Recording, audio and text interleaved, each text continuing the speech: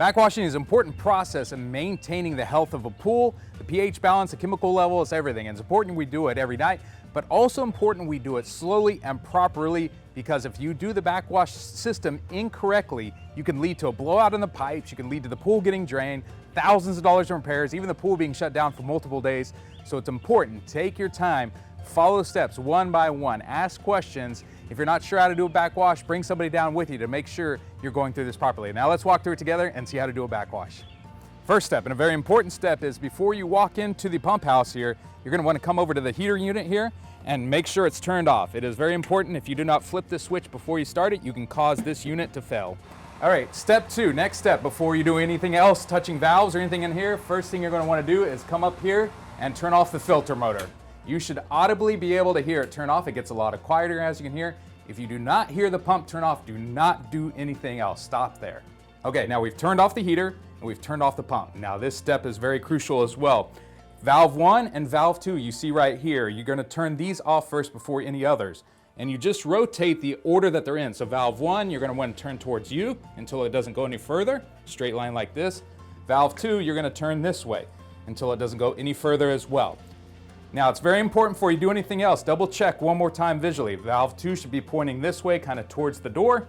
Valve 1 should be pointing towards you. If they're in that position, you're good to go the next step. All right, so now we've turned off the heater, we've turned off the pump, we've closed valve 1 and 2.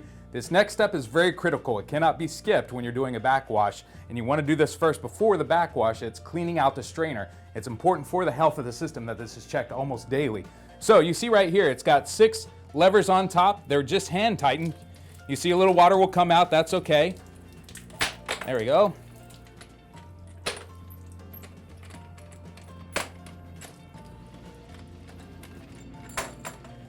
Okay, so this last one right here that I'm unscrewing right here by the valve, you'll notice it actually doesn't want to come out. That's okay, you don't want to force it. What you can do is rotate the lid this way and let it hang down like that. It should be fine, it shouldn't fall. And then you're going to want to reach in. If you look down in here, you'll see how dirty it is. I'm going to lift it out. You just reach in with your hand and you pull out the strainer. Again, it's okay if water gets everywhere. And that's kind of dirty right there. So we're going to go outside here in a second and we're going to clean this out. So we've pulled out our strainer here, and what we're going to want to do is make sure this is as clean as possible. We've got a wire brush, but if the wire brush is gone or you can't find it, you can also just reach in with your hand. It's just leaves and everything, as you can see. Or the other thing you can do is gently tap it on the concrete over here. You see all those leaves coming out right there? Get as many as you can. If there's any big ones left, just reach in there with your hand. Kind of scoop it out like this. And this is mostly clean. We want it a little bit cleaner, but for demonstration purposes, we're going to go ahead and put this back in. All right, so we've cleaned out our strainer. This is about 99% clean. You can see through the bottom of it, which is a good sign. We're just going to take it, and there's a line in here the way it fits. It's pretty obvious. You're just going to drop it right back in.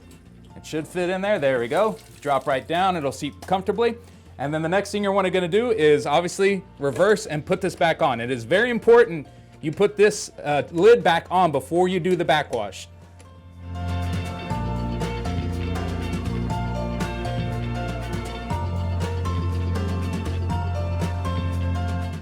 Okay, we're down to our last one. I want to talk a little bit about what I've done here. Most of these I've put up, you want to make sure the washer goes on top, not under. It will get caught. The other thing that I did as well, you'll notice is I barely hand tighten these. You don't want to make them too tight until you get them all on first. Once you get the last one on, there you go. Then you're going to want to go back and just do a kind of another general hand tighten. It doesn't have to be muscle strength locked down. Just make sure finger strength, everything's nice, good and tight. Just kind of give it, I'm not putting any pressure at all, just barely using my hand. And there you go. Now you're back on, so we'll move on to the next step. All right, so now we've got the strainer back in, the lid back on tight.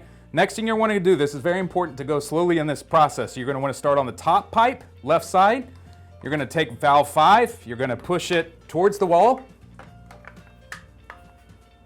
There we go. Sometimes they will be a little tough, but as long as you don't see any pressure on these valves right here, if they're at 0, you're fine to kind of give a little force. Valve 4, you're going to alternate so it doesn't go anymore.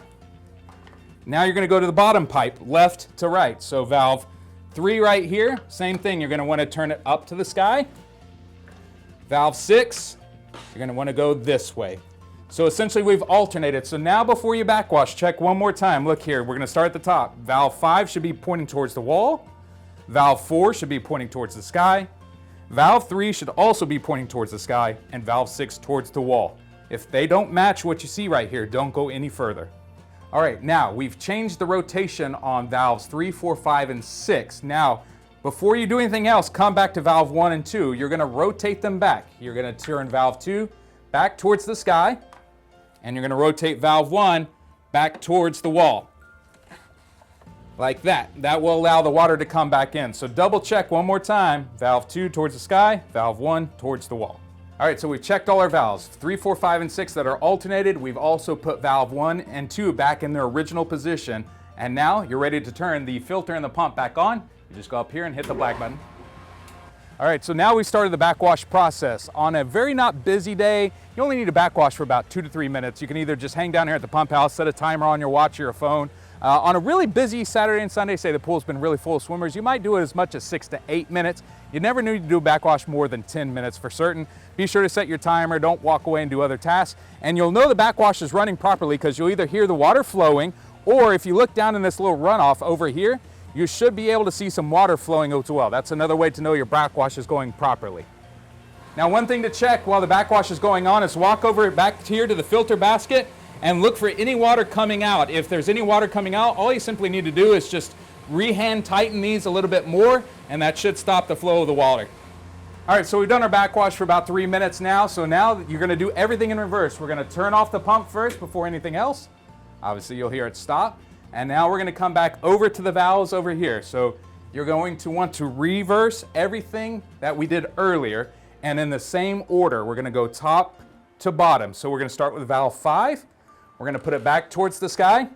And again, before you start this, you can double check the filters off because you'll see 0 readings on these. Valve 4, we're gonna move back, go to the bottom. Valve 3 back towards the wall. Valve 6 back up. So you should have reversed everything you had for the backwash. Before you walk away, double check. Valve 5 up, valve 4 towards the wall, valve 3 towards the wall, valve 6 up. And then the last thing you want to do as well is come back and just double check visually that valve 2 is up towards the sky and valve 1 is open towards the wall. You don't have to rotate these again another time. Just make sure they're in this position right here before you do your last step. All right, we're almost done. We're at the end. Again, check your valves one more time. Anything that's out of alignment can lead to a blowout and cost thousands of dollars to the pool, cause possibly days of shutdown. Last things you've done, that you checked your valves, just do a quick glance at the chlorine tab here, the chlorinator. If it's less than half full, add a bucket of tabs in there. And then once you're done with that, last step is you come back up here and turn your filter back on. Now we've done our backwash, we've turned the pump and filter back on. Now we've lost a lot of water in the pool through the backwash. The last thing we want to do is a fill, put some water back in. Up here, this valve is your fill. Right now it is turned off. It is pointed toward the sky. Fill is not on. Now the important thing is you want to turn it slowly. Don't open it all the way super fast. It could lead to a pipe blowout. You also only want to turn it about 3/4 of the way. So watch my hand here, slowly. And about 3/4 or so, not all the way. You don't want it straight in line with the pipe, more kind of this angle right here. You're gonna let it fill for however long you think you need to. But the important thing is when you come back to turn the fill off, reminder, do it slowly, do not do it fast. You don't want to shut it down, you can lead to a pipe blowout. So again, watch how slowly I do this. Very slowly. And then you want to make sure, there you go, that you don't hear any hiss or pressure anymore. All right, so we finished the whole backwash process and turned the fill back off, and now we're working backwards to where we started, which is with the heater right here. Most important step is to turn this heater back on, even in the summer. If you don't turn it on, it's the switch right here. You'll know it's back on because you'll see the readout, the screen come up here, and it'll give you a water temp. If you don't turn this on, we'll have a cold pool in the morning. And again, it's important to go slowly. Go step by step. Watch this video multiple times. Read the charts. Ask questions. You don't want to lead to any kind of system failures where you shut down the pool. Take your time, and everything will be done right.